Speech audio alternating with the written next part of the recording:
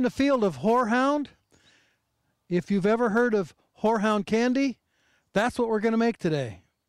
We need to get a cup of leaves from Horehound, and that's what we're doing right now.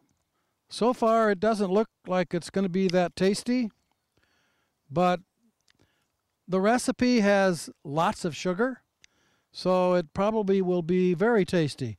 I don't need these scissors. I just need some talent. Can you tell I'm talented at removing the leaves from Horehound for our Horehound Candy recipe? I'm looking to see that I don't throw in some kind of an insect. Leaves of Horehound. Marubium is the genus name for Horehound. Marubium means bitter. There's a message in that name. The recipe is 1 cup of Horehound leaves, 2 cups of water, and a ton of sugar. Roughly. But you know, with enough sugar, you can make anything taste good. This says 2 cups.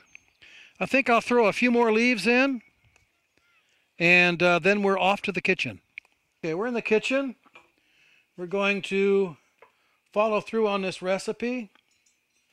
I'm going to chop up the Horehound leaves and get them ready for the recipe.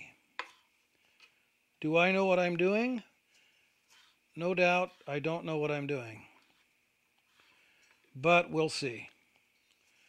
I'm assuming I'm looking for 1 cup of Marubium leaves. Chop away. We're going to do a couple of cups of water, a couple of cups of sugar, 1 cup of Marubium leaves. I'll probably repeat this recipe until I get it right. And then I have to go out and catch cold. They say that a little bit of lemon juice takes some of the bitterness away. This should be about a cup. Into the pot goes the Horehound leaves. Get 2 cups of water. Not quite 2 cups. Sugar. We're out of sugar. This is the secret ingredient, sugar. The not so secret ingredient would be those Marubium leaves with the bitter in it. Spoonful of sugar helps the medicine go down.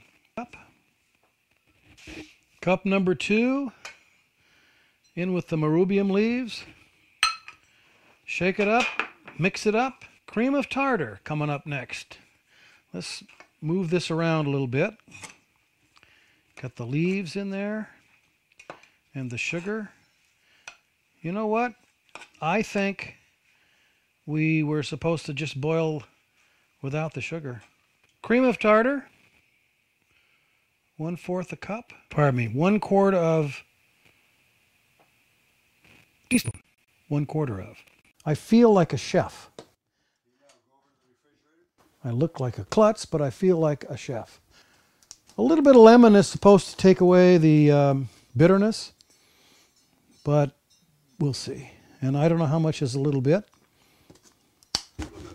Put it on the stove and see if we can get it up to 129 degrees on the stove. Sugar in a small saucepan, stir, blah, blah, blah.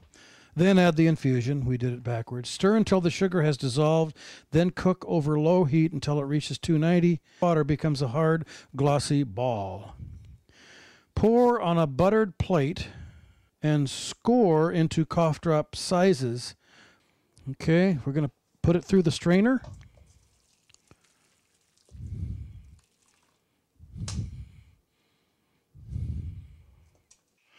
Okay, a little butter on the plate here. Hope that's enough. Something we can cut up in pieces. Well, it hasn't solidified. We must have done something wrong. That recipe was really simple. Apparently we are too. Let's see what it tastes like anyway. tastes horrible. We went down to Old Town and purchased old-fashioned sanded drops, Horehound Candy. See what they got. First of all, it's 0 fat, 0 protein, and 5% carbohydrate. Ingredients: sugar, Horehound, gum arabic, red dye number 40, yellow dye number 5, blue dye number 1, yellow dye number 6. I wonder if that's going to improve things. Okay, let's open this up. That's not easy. I should have a kid do this. This is frustrating. Don't go away. Guess I can't do anything right today.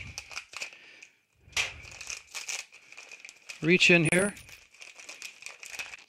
This is the color it comes out when you have red dye number 40, yellow dye number 5, blue dye number 1, and yellow dye number 6. Not too bad. Of course, all that sugar, a little bit of Horehound, tastes similar to what didn't curdle.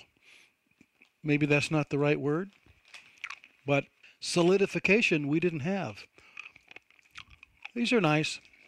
Way too expensive. This is used for colds and other respiratory ailments, or just plain old candy.